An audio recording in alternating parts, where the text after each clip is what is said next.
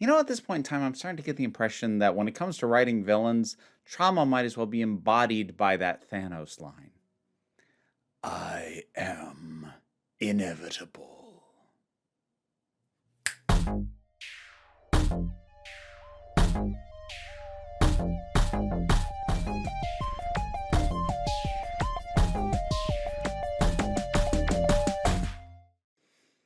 Yep, we're talking about writing tropes again, and this time I'm going to be talking about how trauma is being used when it comes to justifying villainy. So, there is a movie that kind of got me to the point where I really wanted to. This is actually something I've been thinking about for a while, but there is a movie that made me go, okay, I need to pull the trigger on this. And that was, I would say spoiler alert, but at this point, if you cared, you would have seen it because it's out on streaming now.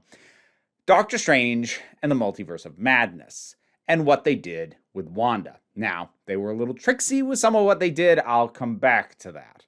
But the thing overall is that they took a character who was a hero, injected her with sufficient trauma to have her just be the flat out villain.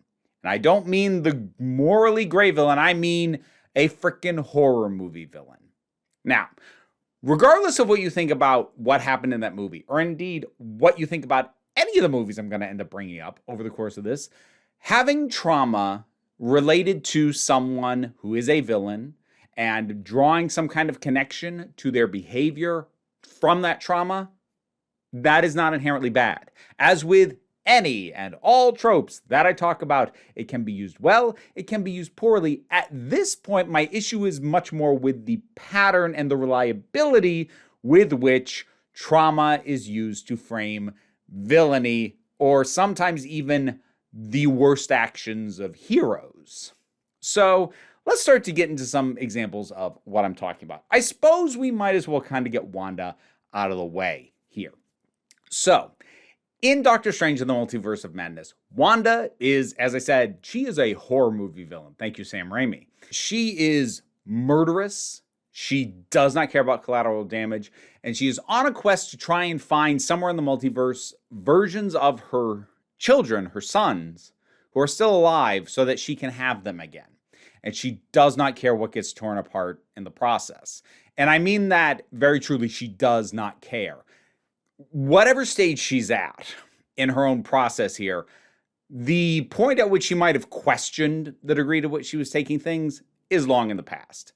She gives people brief warnings. And in spite of your hypocrisies and insults, I have begged you to safely get out of my way. But she's more than content to just tear people apart if she feels that they are preventing her from getting her goals. She is a really bad person in this. And she had been a hero. How do they get there?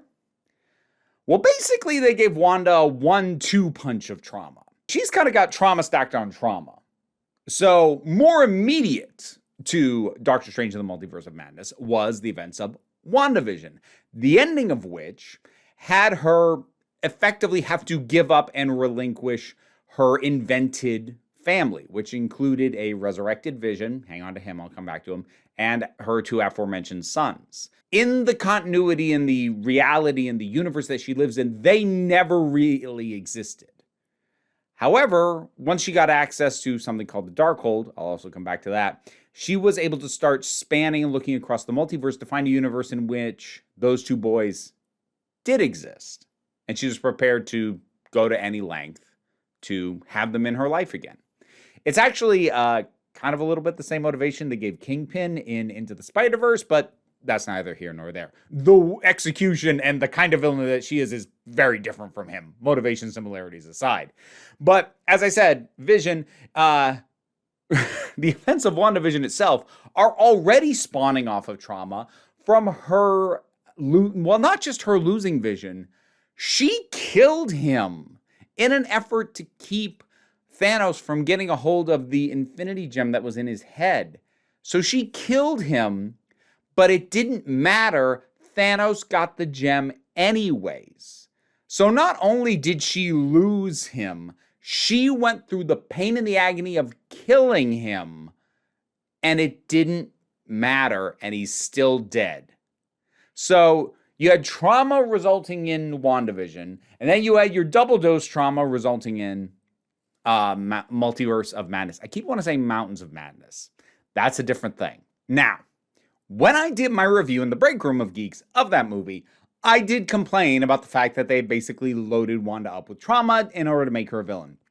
And so many people were quick to launch into my comics and go, oh, but it's not just trauma, it's the Darkhold. The Darkhold corrupted her. So the Darkhold is just, it's an evil book. It's the Necronomicon for all intents and purposes. And she comes into possession of that at the end of WandaVision. It's actually one of the worst aspects of WandaVision. I did a whole video on how that thing badly falls apart by the end. And it's now actually immensely clear that the only reason that happened was to get the Darkhold in her hand and facilitate the extreme degree of villainy that she goes into.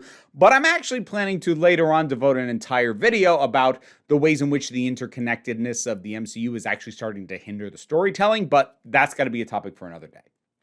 In any case, the thing about the Darkhold, both the film itself and the defenders of the film can argue all day long about how the degree to which she took things and her willingness to use violence was pushed forward by the Darkhold. Think of it a little bit like the One Ring in The Lord of the Rings. It's pushing her towards the worst possible course of action. Here's the thing, though. She already knew the Darkhold was dangerous. It was in possession of somebody who was using it for evil. She already knew the thing was dangerous.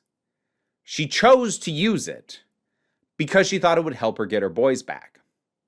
So you can argue to me all day long that the Darkhold made her worse, but I would point out the only reason she has that is as a response to her trauma. So it still comes back to the trauma. That's the primary example I'm going to lead in with. I'm going to cite a few others, and then I'm going to start to talk about why this is kind of a problem for me. Because I have no doubt some people are already starting to ask, well, like, why does this have to be a bad thing? What's your actual issue with that? So, like, you've made your case as to why trauma led to Wanda's villainy, but what's the problem with that? We'll get there. Let me give you a couple of other examples so that I'm not just building off just the one. And what I'm initially going to start with, and we'll talk some of the grayer instances later on, but initially I want to talk about the instances where the trauma leads pretty directly to the villainy. The things that they do as villains are almost a direct response to the initial trauma. Sticking within the MCU, Zemo. Zemo's entire thing being the villain of Civil War. Well, being the person who initiates the problems in Civil War. They kind of got multiple layers going on there. But as far as he is concerned, his entire reason for going after the Avengers, seeking to tear them apart, planning assassinations, murdering people, torturing them, like these are things he knew how to do, but he is all doing this as revenge for the loss of his family. It took me 2 days until I found their bodies. And the Avengers, they went home. His entire plan is a direct reaction to that. He wouldn't be doing any of this if his family was still alive. It is a direct response to his trauma. You could make an argument that he wasn't that good a guy before, but he was a passive, not that good guy before. This made him an active villain. Getting off of Marvel, we can go to DC. Batman's got a few of these. One, you've got Harvey Dent. Now, the exact nature of Harvey's psychosis actually varies by interpretation. In some interpretations, he already had some degree of personality disorder, possibly DID, possibly some other form of instability, and that the scarring that happened to him from having acid thrown in his face simply just pushed him at the far end of something he already had. You have other versions where he's actually a pretty decent and normal guy until the scarring turns him into the coin-flipping gangster that he is. A trauma powerful enough to create an alternate personality leaves the victim. In a world where normal rules of right and wrong no longer apply. Exactly. In either case, even when there is some underlying psychosis that basically gets made worse. It's still that event. It's still that trauma that makes him this specific iteration of villainy. Two-Face exists in the form that he does and operates in the manner in which he does because of the trauma of his facial disfigurement and the loss that came with that. Loss of lots of things. His livelihood, his career, his looks, his marriage. Well, depending on which version, it cost him his marriage. Anyways, again, fairly direct response to trauma. Another solid example from Batman, Mr. Freeze. Mr. Freeze is a villain as a direct response to the death of his wife. Well, I say direct. There's actually kind of two steps. So his initial actions and things he's doing and his looking into everything in relation to the preservation of life through freezing and things like that has to do because his wife is dying. Now, he doesn't strictly go into villainy directly as a result of that, but when he can't save her, and the reason, again, will vary. Sometimes he gets into crime to fund his attempts to continue to find a cure. Sometimes there is an outside force that, does the classic shove him back into his own thing of chemicals stuff.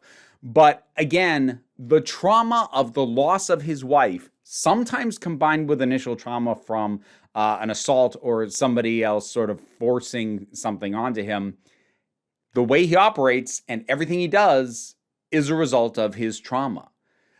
At this point, the standard way to depict Mr. Freeze is as someone who engages in criminality to the end of trying to revive his wife and figure out how to do that. So no matter what else he does, his response to the trauma of loss of her is his core motivation. It's why he does what he does. DC actually has a tendency to do this a lot, and they also have one of the most infamous examples from the comics. If you know the comic books from the 90s, which that was not a good time for comics. So Hal Jordan's city, because it was pretty typical in DC for various heroes to basically have a city that they protected. Superman had Metropolis, Batman had Gotham. They put Oliver Queen a few places. Black Canary was in Portland for a while. But that's kind of the thing they do, whereas Marvel just pours everybody into New York. But with Hal, his city was Coast City. And that city got obliterated completely. And Hal lost it. Now, I know some of the continuity folks are going to be shouting at me about the retconned explanation for that, and I'll acknowledge it in a minute. But let's deal with how this was presented at the time this story happened. That loss, that trauma was so great that when he initially tried to use the powers of the ring and the Green Lantern battery to undo the damage and bring Coast City back, and the Guardians of the Universe said he can't do that, he went bonkers. He was killing Green Lanterns left and right, hoarding their rings, making himself more and more and more powerful. They made him a flat-out supervillain, like a cosmic scale supervillain. He had to be put down and killed as a result of this. And this was one of the shining heroes of the DC universe, who had been around since the 60s. And the trauma broke him and made him the kind of villain that can't be allowed to live. Now, yes, as I said, there were later retcons to have him kind of possessed by a being called Parallax, which was actually the name he had adopted for when he went full villain, because, they still want to publish Green Lantern books, and they had someone else having that mantle. Actually, had a couple of people having that mantle, but they did change his name to Parallax, and then later on, Parallax became a name assigned to sort of this fear demon, for lack of a better way to put it, and it was retconned that it had possessed Hal. But that is, again, a retcon. Original intent was the trauma broke him. Now, while I've cited superhero-related stuff so far, it's not exclusive to them. I can pull you a couple of examples from horror movies as well. Candyman. I'm going to stick with the original on this. I didn't see the remake and I haven't seen the sequels. But the Candyman, as a vicious, murdering ghost, exists at all as a response to an insanely traumatic wrong and death that was instilled upon him. But what he does, why he does it, and his operating procedure, his MO, that's all direct result of the trauma of what killed him back in the day. Or another instance, Carrie White from Carrie. She's got a little bit less a single point of trauma. She had a single breaking point. But she is one of those characters who's kind of had layered trauma because what we see of her home life, it is very clear just living with her mother has been incredibly traumatic.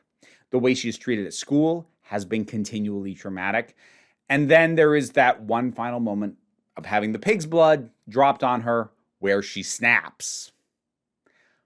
She massacres the school dance in response to accumulated trauma that is finally boiled over. Okay, so those are some, I think, reasonable examples of trauma being core to the creation of someone as a villain at all. Like, the reason that they do what they do is incredibly tied to their trauma. So why is this a problem? Because I do think it is a bit, even though I understand why it happens. So it happens because you want to give depth to your villains. Well, there's a, I would say actually at this point, almost excessive need to give depth to villains. Some of the most effective and memorable villains in movie or entertainment history are very simplistic and effectively have no backstory. Maybe they have trauma. We don't know. Heath Ledger's Joker. Maleficent before the live action film, which I'll also be coming back to. But you used to be able to have villains like that. That's not really a thing anymore. There's this notion that giving them a backstory, explaining why they do what they do, makes them more realistic, sometimes more understandable, gives them more depth. Occasionally, it's even used as a way to maybe sympathize with them on some points. And that's not a bad goal in and of itself. But the recurrent use of focusing trauma. Because here's the thing. A bit like how movies especially are really bad about using mental illness as a reason why someone is dangerous, despite the fact that in reality, the vast majority of people with mental illness are not dangerous, or if they're dangerous at all, it's to themselves, not to others, and they're far more likely to be the victims of violence than the perpetrators. And yet, the repeated use of mental illness as a background feature of villainy gets used anyways. So regardless of the reality, this keeps getting a focus. And similarly so with trauma, because the simple reality is, once you hit a certain point in your life, everybody has trauma. Not everybody has the same type of trauma. Not everybody responds to trauma in the same ways. But I'm 40. When you hit my age, you've had some trauma. You've had loss. You've had pain. And you didn't turn into a supervillain, hopefully. If there are any supervillains watching this, like, I'm not sure that's the audience I'm trying to court. But while it is true, the old adage that, a bully was probably bullied themselves, and that abusers tend to have been abused themselves, that's true, but not all abused people then become abusers. And not that movies or television are intentionally trying to send that message. They're not. It's just that is the subtextual message of the pattern which they send. So while I don't think it's actually unreasonable to assume that the vast majority of villainous characters, if you were to dig through and do a full character history, they've probably got trauma. So does everybody else. But it's with the villains that trauma gets highlighted and brought special attention to. When it comes to heroes, you will get trauma sometimes, but it comes from a fairly limited pool of acceptable forms of trauma. PTSD for heroes has actually kind of been in vogue for a little bit. Now that has become an acceptable thing. But when trauma is highlighted, even for heroes, it's almost always tied to what is considered a character failing or fault or mistake. That's something else I am going to come back to.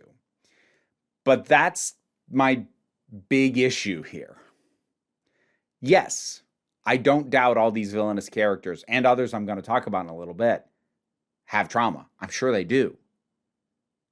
But what is the actual benefit to the story to point that out or to have that trauma so directly cause an effect and impact their actions as a villain? And I don't just mean like some of the things they do. I mean the fact that they are a villain at all.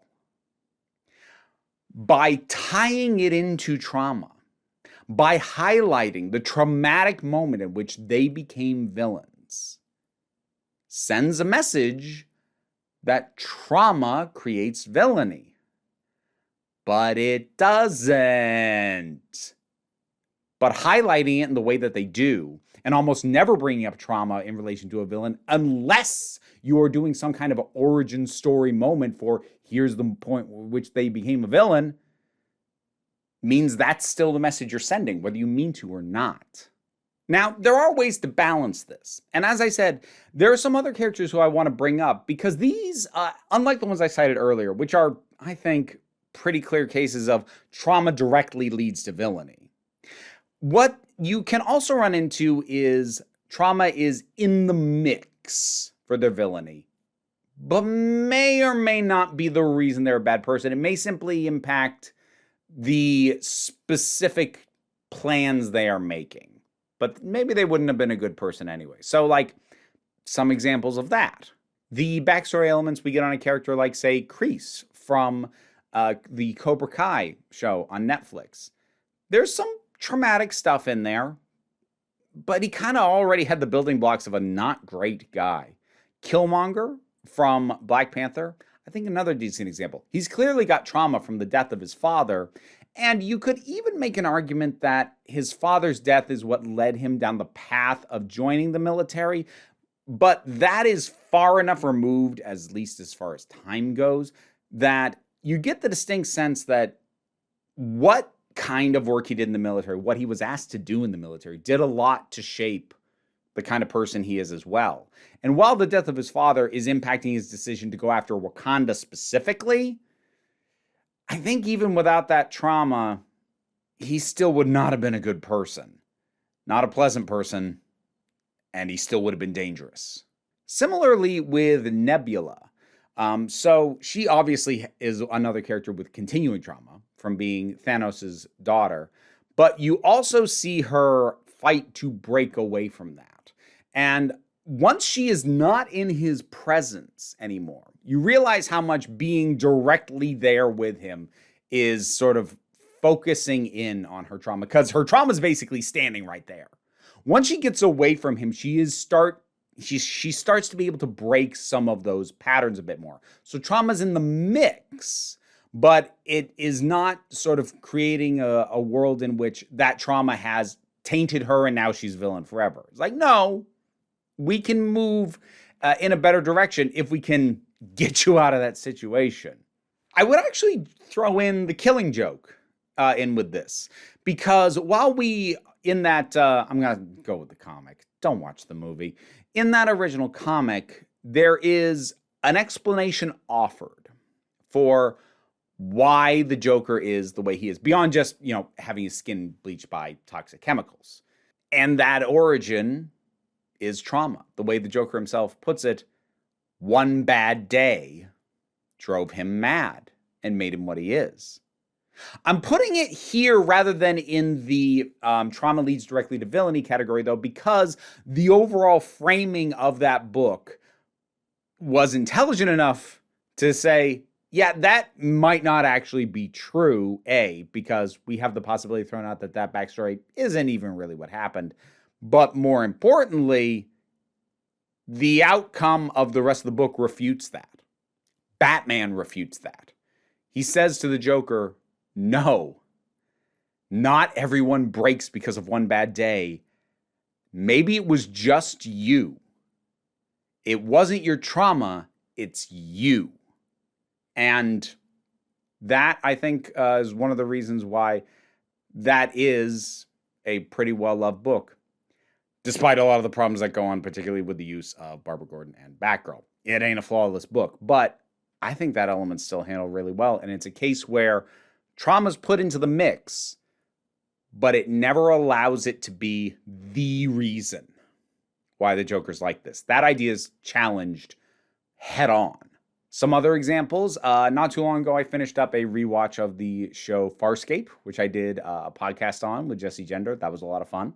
And the villain in that, Scorpius, who is one of the all-time sci-fi villains. Oh, Scorpius is so good. He's also got a lot of trauma. And while that trauma helped shape his determination, and certainly some of his motivation, it's not the only thing that drives him.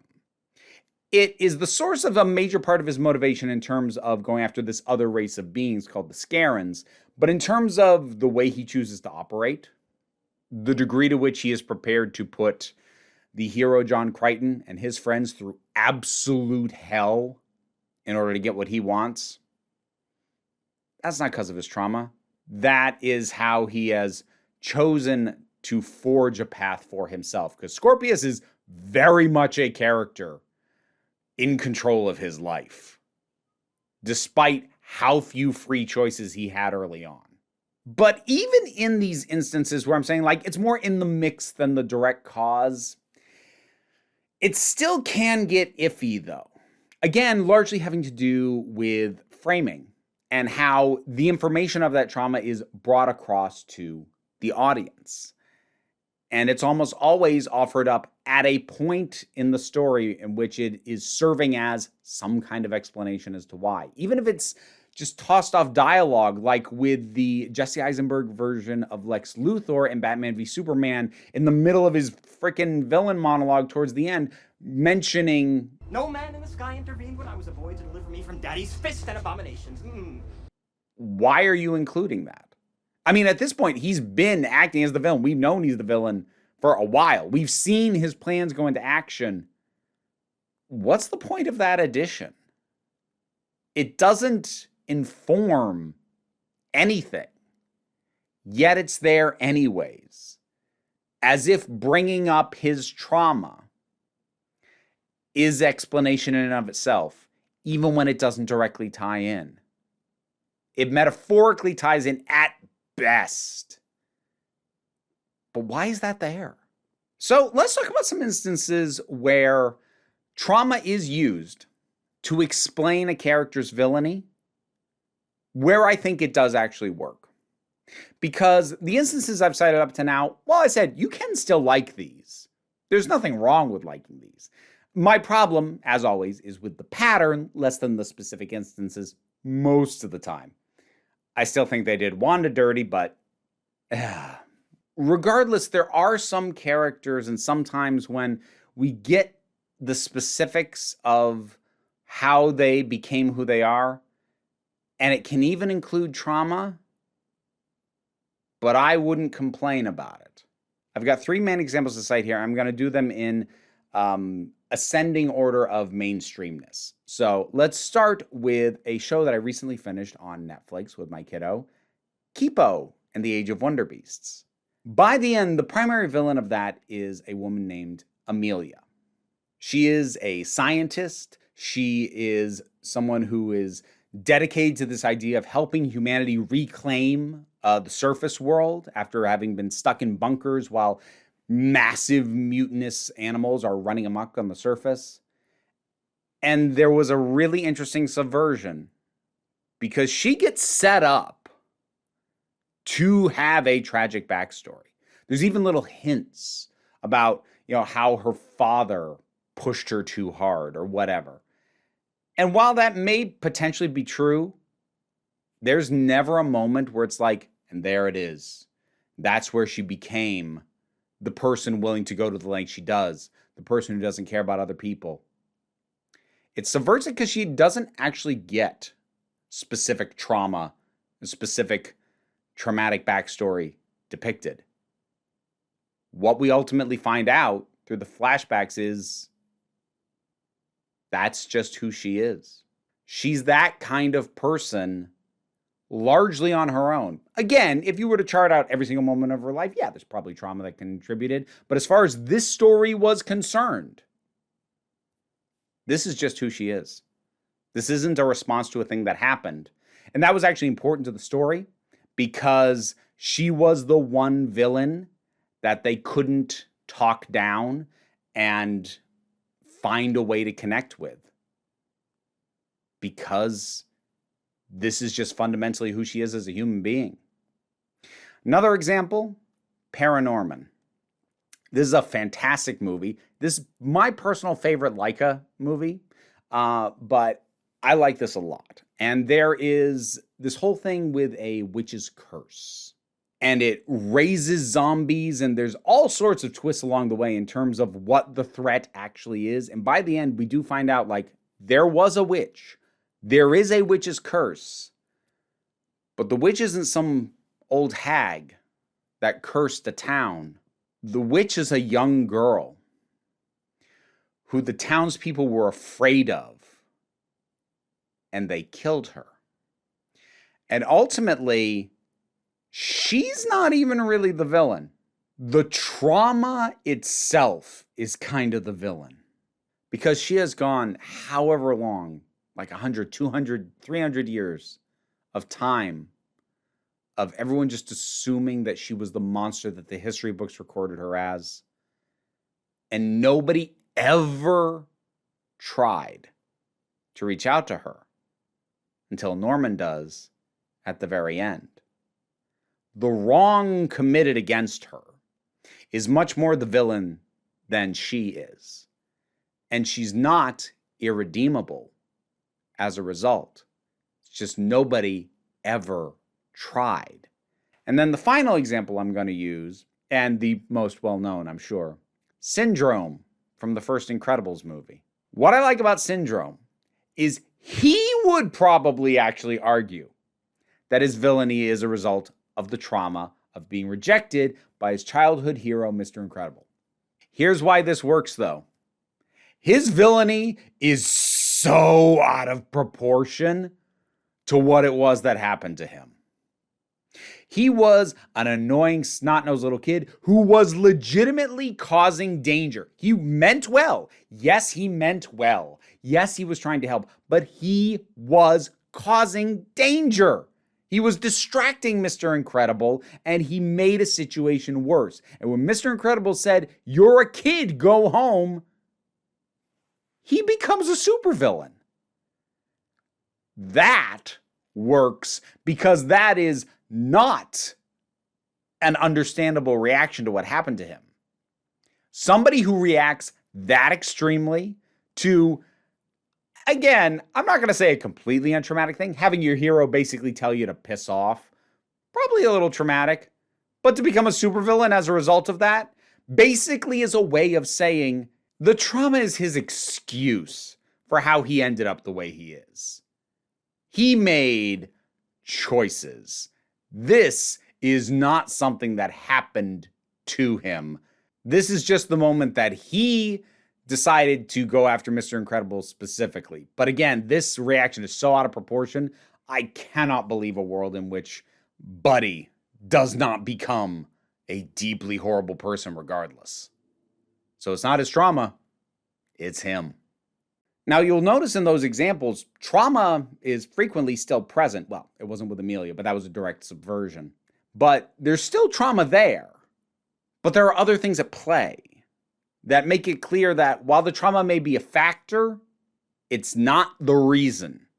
It's not the core true reason why these people are so dangerous. And again, this might not be such a problem if we didn't feel the need to do these deep backstories on villains. Like, sometimes you get really good stuff out of it, but then, like, I'll come back to Maleficent.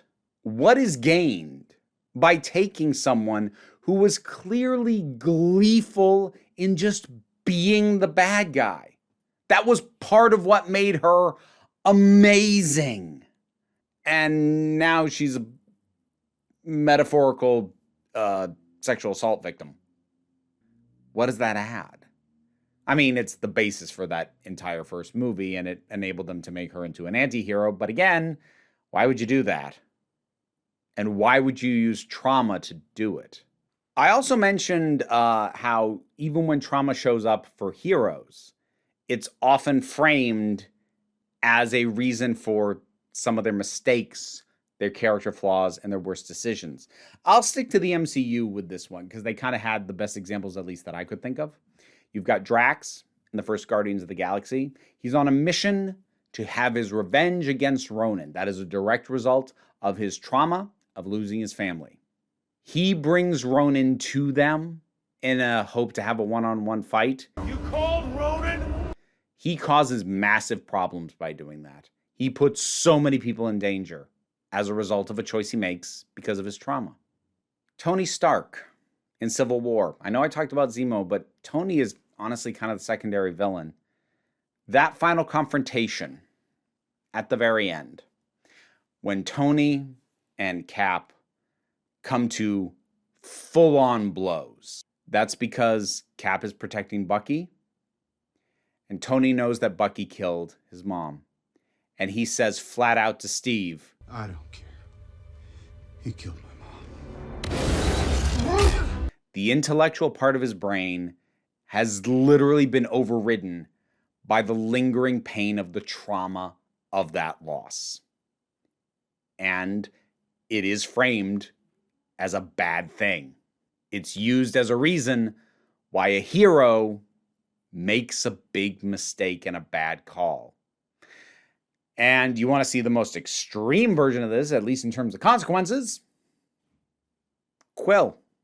Quill's loss of his mother at a young age, and then later on, in terms of finding out about his father and putting so much stake into this found family that he has,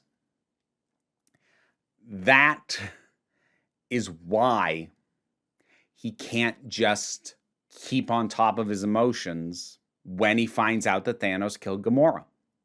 They had a plan to deal with Thanos. It was working. It stopped working because Peter lost control. And the reason Peter Quill lost control is because it dredged up all of his pain and his baggage and his trauma. Because we know that triggering that is a powerful thing for him. It's what snapped him out of siding with his father. When he found out his father killed his mom, oh. But while there, maybe the memory of that trauma helped refocus him. In Infinity War, it instead caused him to make a mistake that led to the obliteration of half of the universe. Now, I don't want to wrap up here without pointing out that, rare as it can be, sometimes, trauma isn't used to motivate villainy. Sometimes it's used to motivate heroism. Now, many heroes have trauma as part of their background, but that's not quite what I'm after. I mean, heck, a lot of superheroes, the fact that they have superpowers at all often comes with something traumatic happening. But I'm going to cite you two examples where the trauma actually led to them being a hero at all. Not just, and it's not even about powers. Forget powers. Them as people. The example that is less clean now than it used to be is Batman.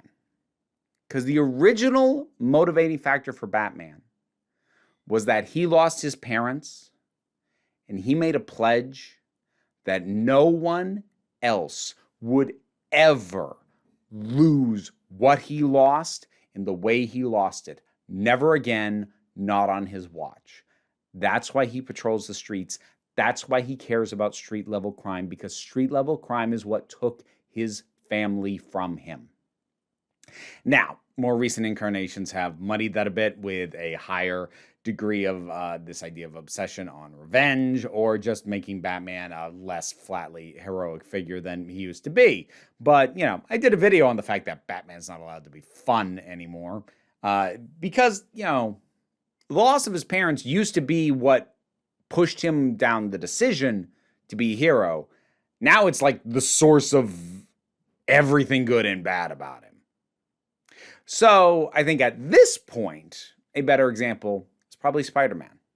Because if you remember Spider-Man's origin, he gets bitten by the spider, and his first impulse, once he realizes he has powers, is to use it to make money. Use it for his own ends, his own betterment of his life. Selfish reasons. The reason he's a hero is because of the death of Uncle Ben. Ben dying and Peter realizing he could have prevented that, but his inaction earlier that same day led to a series of events that resulted in his uncle dying. That is why, with great power comes great responsibility. That was the moment that solidified that him having the ability to help means that he kind of has to. Because Peter can help, and he could have helped. He could have stopped that robber, that burglar, from running away with the money, but he was angry, and he was selfish, and he didn't. And that same man later killed his uncle. And that trauma makes him who he is. It is what motivates him and keeps him on the path of being a hero, despite dealing with a lot more trauma since then. Holy crap. Fans of Spider-Man will talk about the Peter Parker luck, because good grief. But that is a case where trauma isn't used as a reason to explain somebody's failings, but somebody's positive qualities, somebody's admirable values. Trauma in a character's backstory is a tool, like any tool. I think right now it's being overused on the assumption that giving an insight into a character's trauma, because as I kind of alluded to before, literally every character is going to have some. There's this assumption that an insight into the trauma deepens the character, makes it better. Well, not always. Does that knowledge of this character actually enhance the story? Or is it just there to add fake depth? There's nothing inherently wrong with using trauma as a way to explain a character being who they are, even a villain. But I'd like to see it start to be done with a bit more restraint in terms of, as opposed to becoming the default, the reason, the explanation, what went wrong. Well, this traumatic thing happened. Ah, yes. Trauma would cause them to want to destroy half the universe. I'm sorry, what? No. We've all got it. And we don't all become supervillains. I mean, you hang around the wrong parts of the internet. It can seem that way sometimes. But I promise we're not.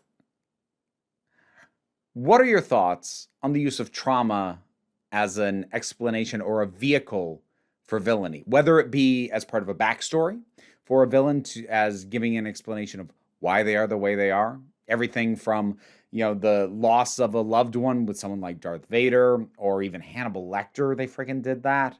Or whether it be a reason to take a previously heroic character, like Wanda or Hal Jordan and turn them evil, again, turning it on trauma. And there are plenty more examples of that, especially from comics. They did that with Hawk. They did that with Mary Marvel several times. But however it's used, what are your thoughts on the trauma to villainy pipeline?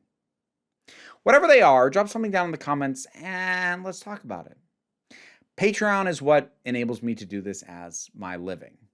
And any amount you are able to contribute to that is of immense assistance. But even if you can't, all of the other stuff that every YouTuber asks you to do does actually help. Like, share, subscribe, the bell? Sure, why not? You could do that. But the thing I really want you to remember is that no matter what you've been through, that does not make you the villain. Your path is not set by your trauma. And you are beautiful. You are valid. And you are loved. You're the council. I'm just running the meetings. And until next time, this council is adjourned. All right. I've got thanks to give for my Patreon supporters. Robin Moore, Zubin Fala, Tarak, The Thing That Goes Doink in the Anime, Oliver B., Linda Walters, Emu Delki, Leotha Boyd, TT, Fernobulax the Poodle, Zach, Idolin, Tracy Scrabbit, Angry Casperl, Toku BL Huvian, Adam RDL Taylor, Shane Ross, Shayla Gourlay, and Brendan LaRose. The Rats and I thank you.